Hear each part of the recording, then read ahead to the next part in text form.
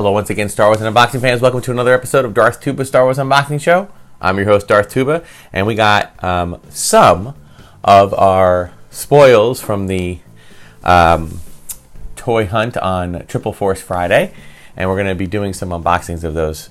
But before we get to that, my thoughts on Triple Force Friday. Well, as I mentioned in my video, now that the excitement is settled, I will say that I have noticed a decline in the amount of product that is available on these Force Friday type of events. I recall The Force Awakens. Not only was there a huge push for merchandising, but there was also a live 18 hours long feed that the Star Wars show, or it wasn't a Star Wars show at the time, but the folks that create the Star Wars show put together, and they were literally going all around the world and revealing like different products. It was epic. I mean, there's no other way to describe it. It was absolutely epic. And the day it opened up, it wasn't just toys like Toys R Us or Target or Walmart. I mean, Bed Bath & Beyond, Michaels, like an arts and crafts store for those that don't know what Michaels is. Kohl's. I mean, there were Star Wars products, new products, in every area that you can imagine, okay? Beginning on that Force Friday. So then Episode 8, Last Jedi, came out. Well, actually, then Rogue One came out, and they had their own, they didn't call it Force Friday, they called it something else. Oh, they called it Rogue Friday, maybe, I think. And it was similar, but a little less, because it wasn't the first time in a long time. It was kind of, now it's become the norm. So it was a little bit less. Then Last Jedi came out, and again, a little less. Not quiet, just a little less. Now, it was mostly, still a pretty big deal. This one, I will say, they didn't even do one for Solo. They just kind of announced the day, and then you go the next day, and the toys were there.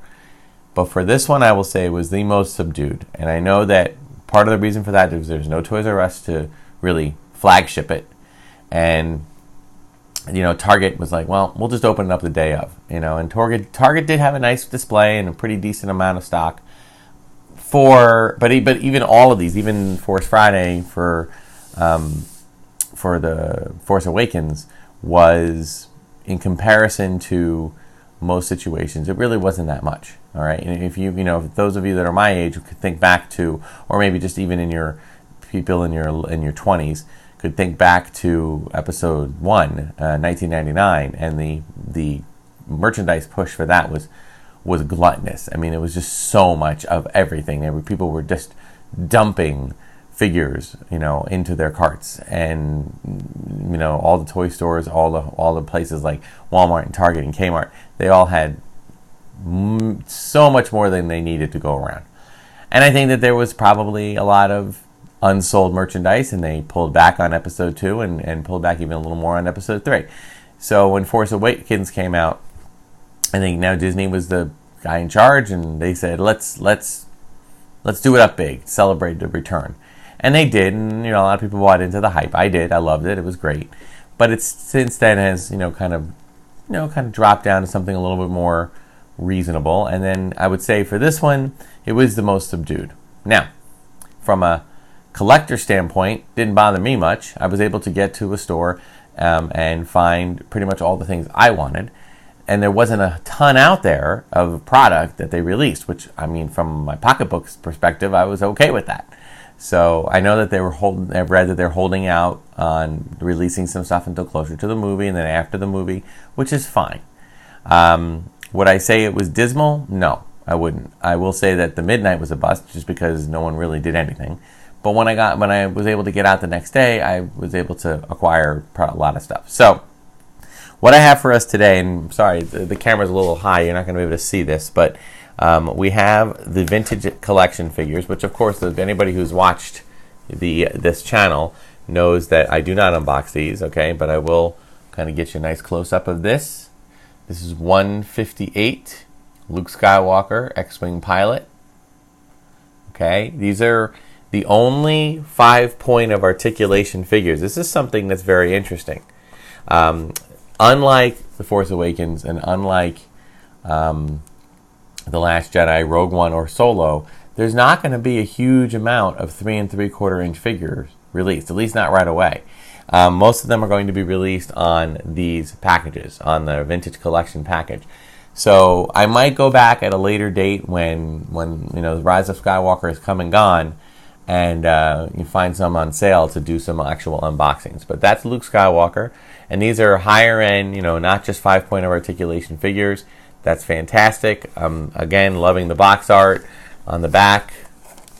Very similar to what we've been seeing, okay, in the Vintage Collection.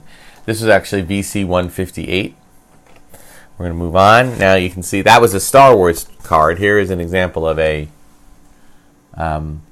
Rise of Skywalker card, which I love. Brings me back, star on the top, wars on the bottom. All right, brings me a very nostalgic, kind of idea. There's Poe Dameron with the new X-Wing in the back. Okay, similar sculpt, in fact, mostly identical, just a few differences. Again, the back is the same. This is VC 160. Another Rise of Skywalker. But the rest, 3 more Rise of Skywalkers, including the one in my hand. There's Rey. Okay, you can see in the new outfit. VC 156. Okay, really cool. And again, I do plan on looking for a handful of these to open up. Okay, but for now, these are the ones I'm keeping. I don't know what the collectability of them are yet. So, Zori Bliss with 2 eyes. Okay, pretty cool. Very reminiscent of Zam Wesell. Let's see, any Episode 2 fans out there might remember the bounty hunter Zam Wesell. It's a very similar, as if Zam Wesell met the Rocketeer and they had a baby, or at least they decided to meld their helmets together. You can see what I mean by that. Okay, for those of you that know the Rocketeer. Great movie. Disney, 1991, I think. See it if you haven't. It's really good. It holds up today. And then, of course, the Sith Jet Trooper. Again, all these are Rise of Skywalker. This is VC 159. 157 was Zori Bliss. Okay, I'm really curious as to what the Sith Trooper story is. That seems like that's piqued my interest. And that's another thing I like about the toy release days. The toy release days, to me, are always kind of like their own trailer, or their own teaser, because you get close-ups of other characters, and you wonder, okay, is this something that was designed by toy people, or is this designed for in the story? So who knows? We'll find out. And then the last one of the Vintage Collection I have is actually one that's an older one, but they re-released, and it came out on Triple Force Friday, and that's Lando Calrissian in his skiff outfit. Okay, skiff guard disguise, VC 144. And I have been able to organize my VC figures in kind of an order that I can place these in. All right, so then we've got these interesting little ones. This is called, oops, sorry for my wire here. This is called Galaxies of Adventure. A Galaxy of Adventure. Now, for those who have not seen Galaxy of Adventure, they are essentially 1 to maybe 1.5 minute shorts that kind of retell the story of all the different Star Wars sagas. They meld them together. They combine them. They talk, when they talk about Darth Vader, they talk about him from Anakin all the way through to Vader. And they talk about Luke as a child. When they talk about Han Solo, they talk about Han. They show him both as looking a little bit like Alden Ehrenreich and, of course, like Harrison Ford. So I'm kind of liking this connectivity that they're doing. They came up with a series of figures last year, but they were essentially just 5-point of articulation repacks of figures that we've had. There's an episode where I showed you one where it was a action figure. They came in little tubes. You might even still find them if you look. But I do think they try to unload them as quickly as they can in favor of new product. But these are new. They're 5-inch figures. They're definitely... Ooh, Ray was upside down. Excuse me.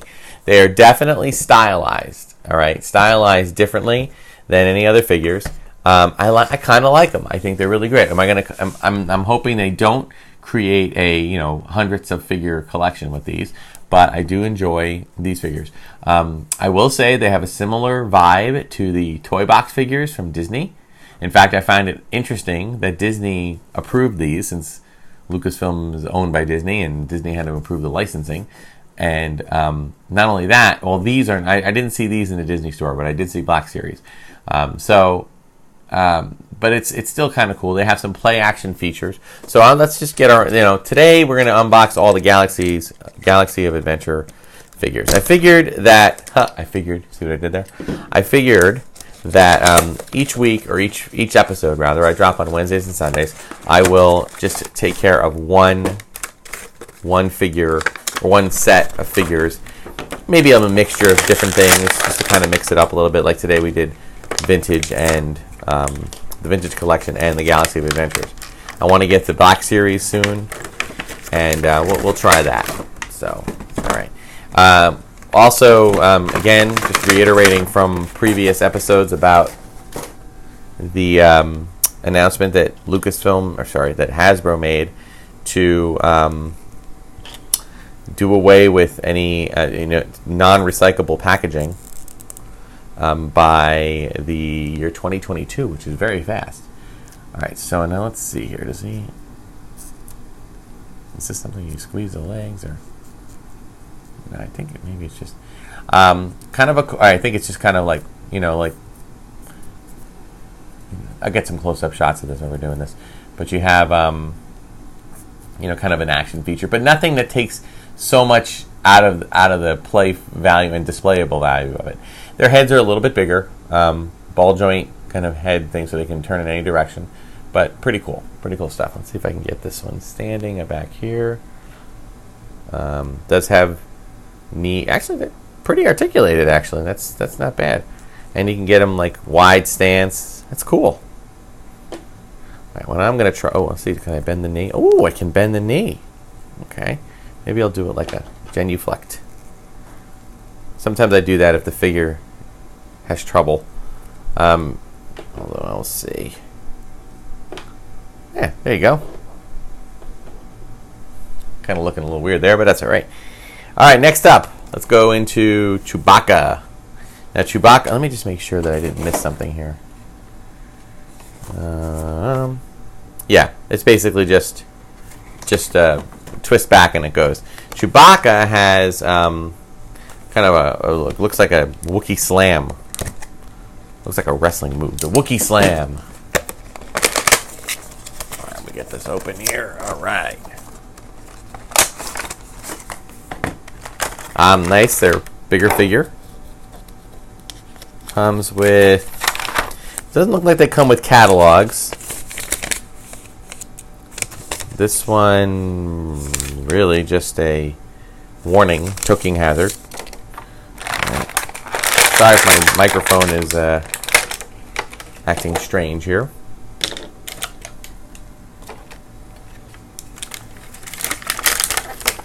I do hope that they improve the whole packaging thing, because I do generate a lot of package waste. So, oh, I see. Okay, so you bring your hands up, bring the hands up, boom, down, so you can smash. And of course, hopefully, I will say this: they win when it comes to so far. Well, 1-for-1 anyway. They do a good job of holding the weapons. Yeah, really good job holding the weapons. Okay, so I'll put Chewie right there. You can see him. Yeah, good. All right, I'm going to work on this one now. This is actually part of the Galaxies of Adventure series. This is the First Order Driver and Tread Speeder. Interesting. Tread Speeder. I think that's kind of a cool variant on stuff. And I'm all about the variants. I am all over the variants. And this looks like it has some breakaway stuff. Also a nostalgic love fest there. How many of my age compadres remember Smash Up Derby? Anybody remember Smash Up Derby? I think it's what it was called. Smash Up Derby was kiddies, for those who don't know, was simply a race car, kind of like plastic race car set that you would race and you can crash into each other, almost like a demolition derby. And that was fun. But the cool thing was, and I've mentioned this on a previous episode, but the cool thing was that it would actually break apart.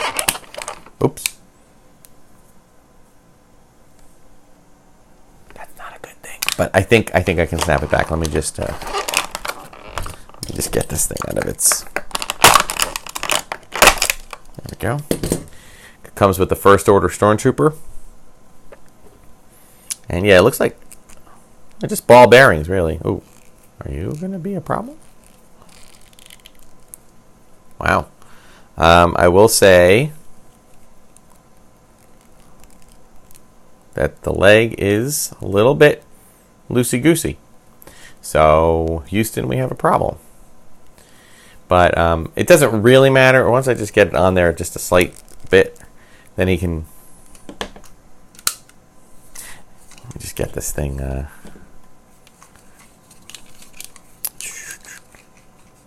right, what do we got here? What do we got here? All right, do we have... Trying to get this thing... To look at my instructions here. I know I have to take the weapons out too. But, all right, so... Oh, I see. Okay.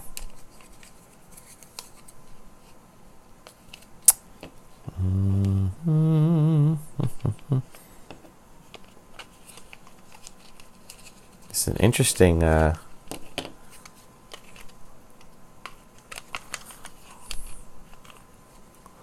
is a very interesting lineup here. Oh, okay, so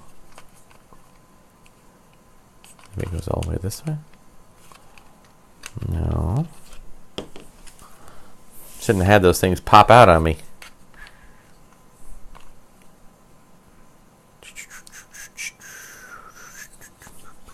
Oh, I see. All right. Okay, now I get you. Sorry about that, folks. Sorry for the delay. There it is. One of those things where it's not quite. It's one of those. It's like trying to put the. It's like trying to put the Death Star together. It's got only one way it works. And there it goes. And then you can just.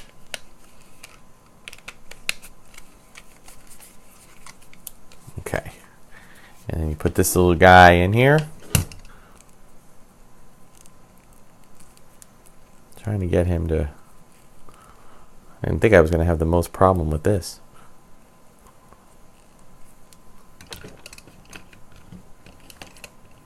Oh my God. Okay, well, I am going to say I'm not a big fan of this. Sorry, you can't really see this, but yeah, I'm not a big fan of this. This thing is, it says launch projectile. Let me get the rest of this stuff out of here. Okay. I mean, you know, I get it. They are a cheaper price point. I give you that. I understand that. But at the same time, you know, you got to deal with some level of keeping it together, playability factor and all. So it's kind of hard. But anyway, I do like the figure. The first two figures that I opened up, I do think are great. But these, I don't know. These kind of bother me a little bit. Generally speaking, they're okay, but I think they have to snap in.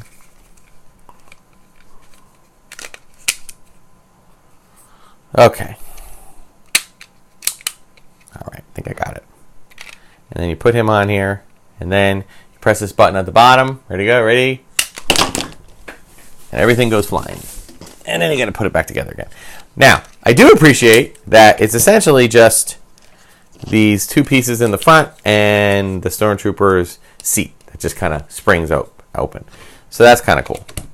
But at the same time, I feel like sometimes I feel like, well, we could have done more. Could have done a little bit more. Of course, it has a missile firing, which I will not do because I'm always thinking I'm not doing, but there we go. There it is. There's that famous click.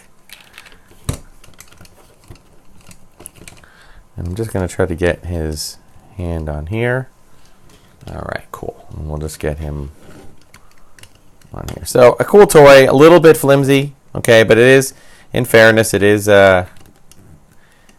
meant to be, you know, more for young people, okay. So you got to take that into account. I am going to keep one in the box. And why am I doing that? Well, generally speaking, I'm going to keep one in the box because I do like to have a couple of box figures just to remind myself of the box art. Okay, the way they design it. It's kind of a moment in history. So we're going to do that with the Jet Trooper. Okay, which his playability feature is just basically like quick draw action. So we can keep him kind of tucked back here with the First Order Trooper. All right, let's do the 3-pack here. The droids, BB-8, R2-D2, and Dio. Dio is, every Star Wars movie seems to have the cute factor. First there was BB-8, then there were the Porgs.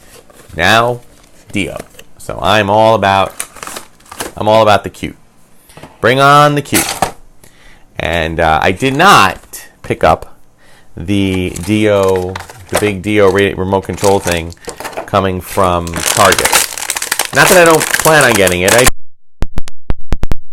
That these days that those droids tend to take some time. Okay, again, different kind of a position. R2, BB-8. He has just a little disc on the bottom to keep him from falling. What do they do with Dio? I guess Dio just has.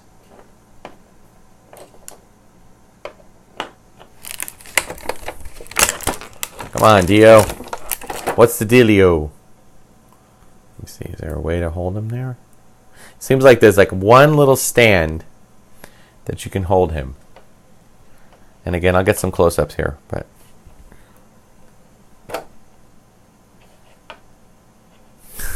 It's like Dio, it's like balancing a coin.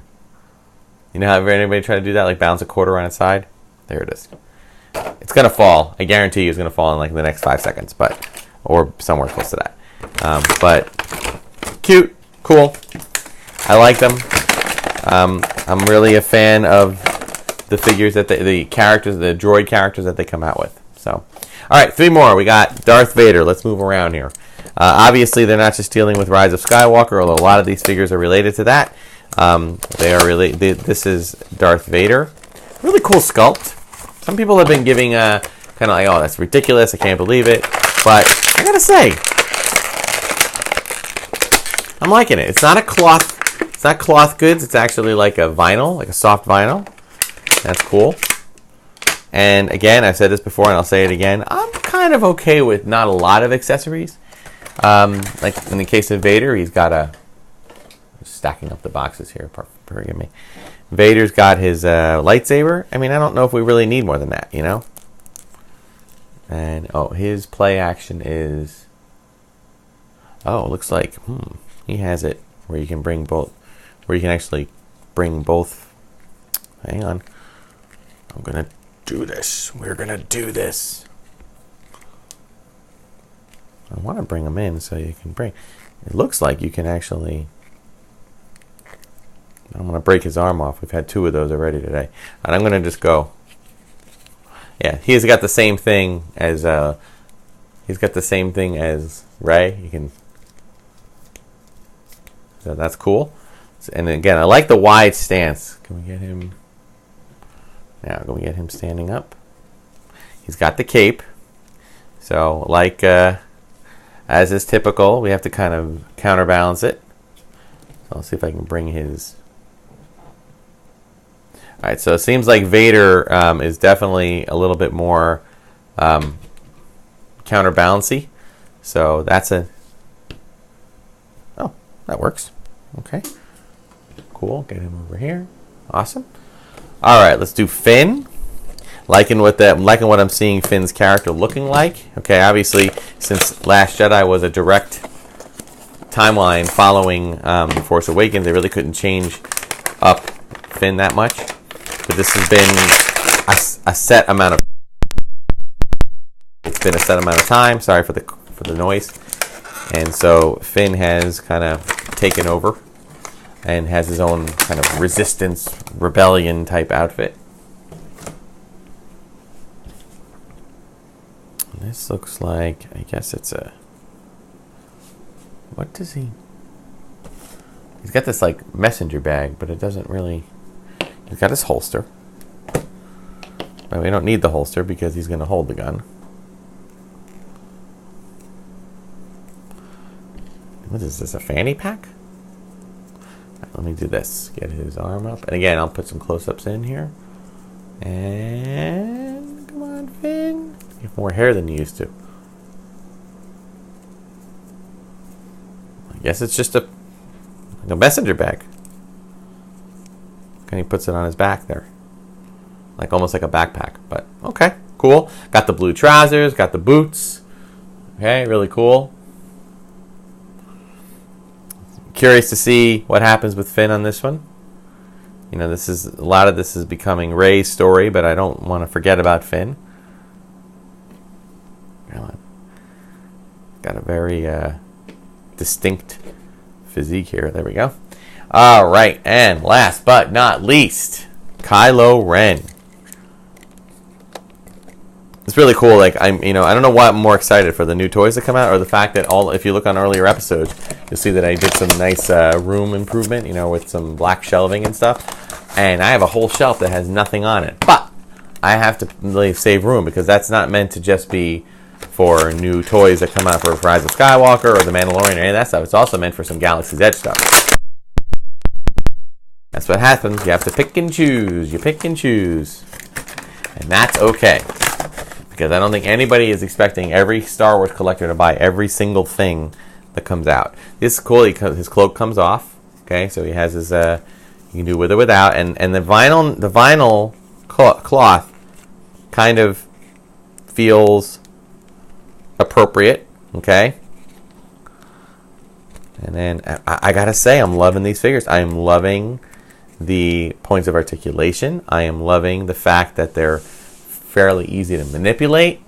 I am loving the fact that they are mostly, Rey's notwithstanding, but they're easy to pose. They're kind of like Black Series figures, the 6-inch.